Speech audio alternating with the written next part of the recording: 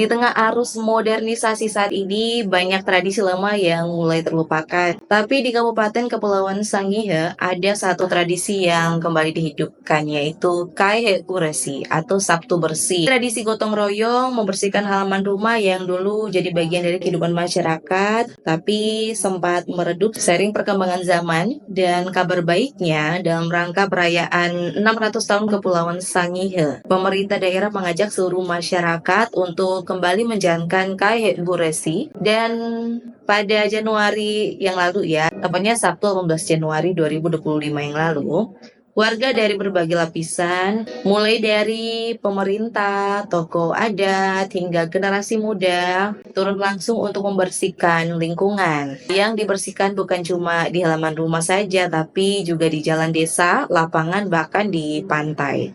Menurut pejabat Bupati Kepulauan Sangihe Albert Hupi Wonde, Kaihe Buresi bukan sekedar soal kebersihan ya, tapi juga tentang kebersamaan dan kesadaran akan pentingnya menjaga alam. Jadi tradisi ini juga diyakini membawa berkat dan keseimbangan dalam kehidupan. Harapannya tentu ya, Kaihe Buresi tidak hanya menjadi kegiatan tahunan ya, tetapi kembali menjadi gaya hidup masyarakat Sangihe. Sebuah langkah kecil yang bisa bawa dampak besar, baik bagi lingkungan maupun bagi kita semua.